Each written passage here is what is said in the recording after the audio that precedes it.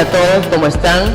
Mi nombre es Amparo Cervantes y estoy con Max Ugaz y Fernando Pascual en nuestro quinto episodio de 3D Talk. La semana pasada hemos estado hablando del modelo que presenta Sarah van der Laan acerca de las características de los entornos 3D que generan determinadas capacidades. Hicimos un recorrido por las características del entorno 3D en sí mismo y hablamos también un poco de la interacción basada en avatares. Hoy día vamos a enfocarnos en este segundo punto, en la interacción basada en avatares, y para ello vamos a darle pase a Max Ugaz para que nos haga una pequeña introducción. Hola Amparo, ¿cómo estás? Hola Nandi. Sí, yo creo que está siendo muy interesante presentar al metaverso a partir de sus características. Una de ellas es la interacción basada en avatares, como tú mencionas, que en principio, creo yo, distingue al metaverso de otras formas de presentar entornos en 3D.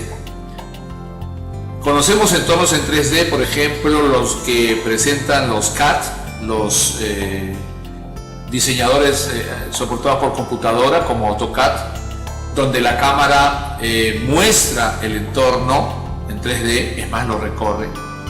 Pero en el caso particular del metaverso, podemos colocar avatares dentro, que son la representación digital de la identidad de personas. Y sobre eso, sobre esta característica, es que vamos a conversar hoy. Sí, existen dos elementos, o mejor dicho, dos capacidades que genera esta interacción basada en avatares, que son la presencia social y la autopresentación o la presentación propia. Sobre la presencia social, me gustaría empezar este tema con la opinión que tiene Nandi, que lleva bastante tiempo aquí en el metaverso Second Life, acerca del tema. Bien, pues sí, desde luego lo que en el programa anterior habíamos visto, las características del ambiente 3D, pues corresponden a los mundos virtuales, etcétera. Como ha dicho Max, no únicamente a los metaversos, pues eran importantes, como dijimos, para poder clasificar los metaversos. Yo creo que el tema de la presencia social, porque el otro tal vez simboliza un poco las tecnologías, capacidades o incluso los contenidos, ¿no? Y la presencia social y el tema que va a ocupar hoy, que son los avatares, creo que es clave, porque es realmente, digamos propiamente dicho, lo que es la acción que se va a generar allí. Creo que es más el rey que el propio contenido. No deja de ser una red social, lo que es un metaverso, ¿no? Y la serie de actividades, tanto a nivel social como aplicaciones sociales que le podamos dar, ¿no? Algunas hemos avanzado, pero tal vez más se nos pueda desarrollar un poquito más el tema, digamos, teórico de la presencia social y luego podamos poner algunos ejemplos. Por supuesto, Nandi. En principio definamos o tratemos de entender qué cosa es la presencia social. Por ejemplo, en este momento tenemos la conciencia o no de que estamos nosotros tres aquí sentados. Esa conciencia de estar con otros te la permiten los metaversos. Si tú estás viendo una representación en 3 dimensiones como la generada por un graficador arquitectónico, tú no sientes que estás con otras personas. Así sean varias personas las que estén mirando esa simulación y estuviesen inclusive hablando por un canal de audio, la diferencia es que aquí sentimos que estamos todos juntos. Eso para comenzar, Nandi y Amparo. Creo que es bien importante distinguirlo porque permite ver el poder, la potencia del metaverso frente a otras propuestas. Sí, además de eso, creo que otro de los elementos es el tema de la comunicación, la interacción basada en avatares a través de la presencia social ofrece diversas formas de comunicación. La interacción, ¿no? Ofrece diversas formas de comunicación, que está el chat de texto, el chat de voz, además de los gestos, la apariencia y el comportamiento mismo del avatar enriquece particularmente el tema de la comunicación. Es decir, la presencia social no solamente es el ser y estar tú mismo y con otros, sino además la comunicación que llevas con estos otros, ¿no? Incluso el experimentar, sensaciones, digamos, sentimientos, el compartir conocimiento, etcétera. Todo eso hace parte de la presencia social. ¿Correcto, Max? Efectivamente, eso, el poder tecnológico que está detrás del metaverso, permite esa variedad para la comunicación entre personas. Y esa variedad enriquece esta sensación de estar con otros. En este momento estamos usando la voz, el avatar con voz, que fue prácticamente una innovación de Second Life, distingue a otras formas de comunicación. Nos vemos y nos escuchamos, pero además podemos escribirnos, como tú dices. Puedo hacer una presentación de un YouTube, de un video acá, y sentarnos a verlo entre todos y compartir el video, que podríamos estar compartiéndolo, por ejemplo, en un hangout, pero sin vernos. Esta posibilidad de vernos corpóreamente, completamente, y estar intercambiando distintas pistas a la hora de comunicarnos, genera esta presencia social.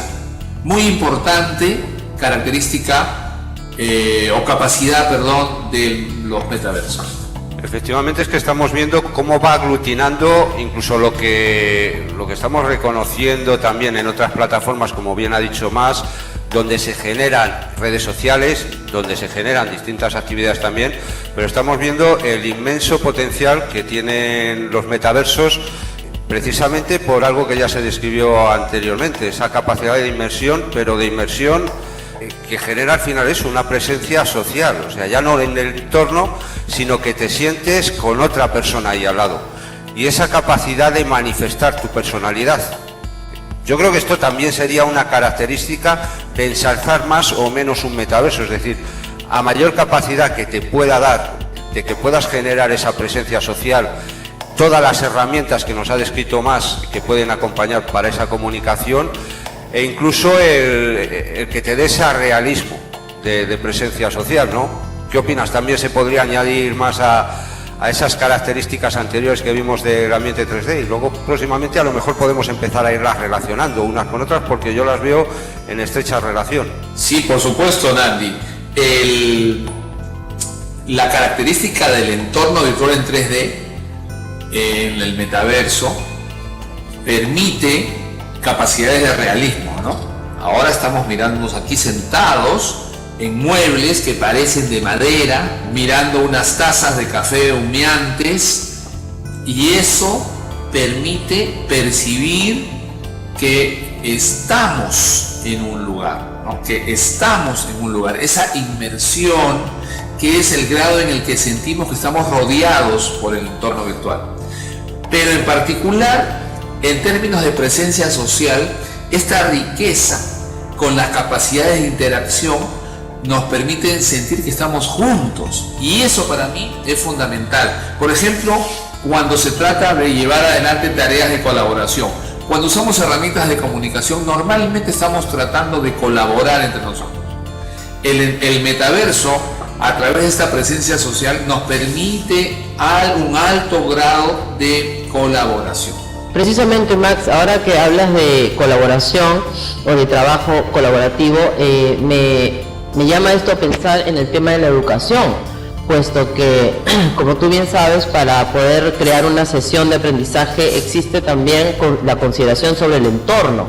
En la misma versión presencial y en la virtual, en ambos es importante el entorno. Aquí, por ejemplo, en el mundo virtual, podemos generar un entorno completamente adecuado al tema, al tópico de la clase, e incluso los alumnos y el docente pueden adquirir una experiencia correspondiente con el tema, porque todos sabemos que si el entorno está integrado, el proceso de aprendizaje, de enseñanza-aprendizaje es más fluido, ¿no?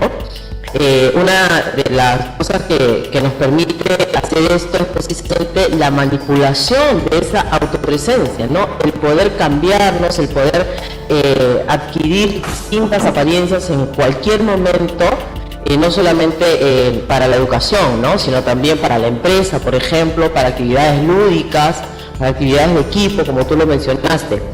Ahora, una de las cosas que me parecen a mí impresionante es cómo ese manejo, esa manipulación de la apariencia puede generar fluidez en el trabajo colaborativo.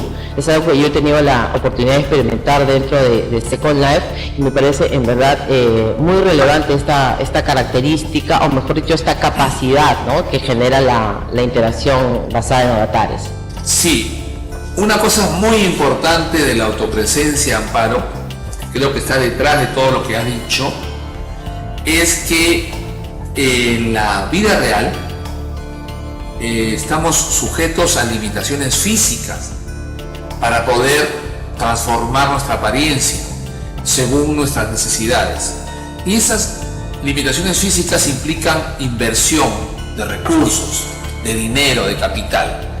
Por ejemplo, si yo quiero dar una lección con niños, ¿no?, y quiero atraerlos sobre un tema en particular, yo tendría que ver cómo me disfrazo o cómo traigo a alguien que se disfrace, y además las limitaciones personales psicológicas, imagínate, disfrazarse no es tan sencillo. Estas limitaciones se sienten o se perciben en menor grado en el mundo, en el metaverso, en el mundo virtual. Tenemos acá la posibilidad, con casi muy pocos recursos, de transformar a nuestros avatares gracias a esta capacidad de presentarlos como nosotros querramos. ¿Y qué te parece si es que hacemos algunas pruebas en escena? Claro, por supuesto. Entonces, Amparo Mas, ¿qué os parece si nos ponemos de pie y hacemos una pequeña demostración? Perfecto. Ok.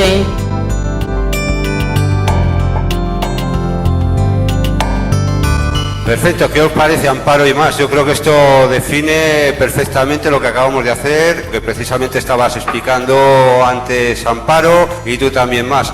Pero a mí me gustaría hacerte una pregunta, además de que hemos visto la posibilidad que tenemos en los metaversos, concretamente en este de Second Life, de poder cambiar nuestra apariencia, e incluso para aplicaciones concretas, ya no solo pues como divertimento. El tema de las animaciones entraría también de lleno en la autopresentación, es decir, las animaciones, los AOS, ya no las que puedan venir por defecto, o incluso también la tecnología que permite conducir al avatar de una manera o de otra, que le da una forma diferencial de poderse definir entre unos y otros metaversos. ¿Qué opinas de eso, Mas? Sí, estas capas de animación que le agregamos a los avatares tienen que ver con la identidad.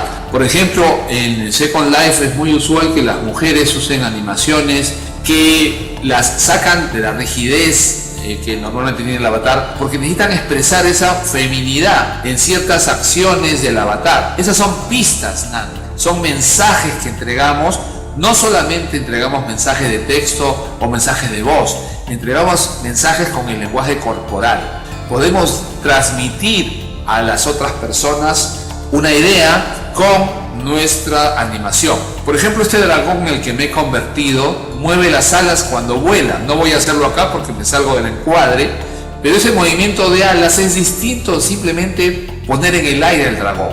El dragón moviendo suavemente sus alas nos da la impresión de que está vivo, que está presente, que nos está mirando. Entonces, efectivamente, las animaciones son parte de estas pistas. Pero yo quería tocar aquí el tema de la manipulación de nuestra presencia, que es justamente la autopresentación. Esta manipulación del avatar es muy limitada en el mundo real. Y ahí radica una de las enormes posibilidades que tiene el mundo virtual, por ejemplo, para la educación.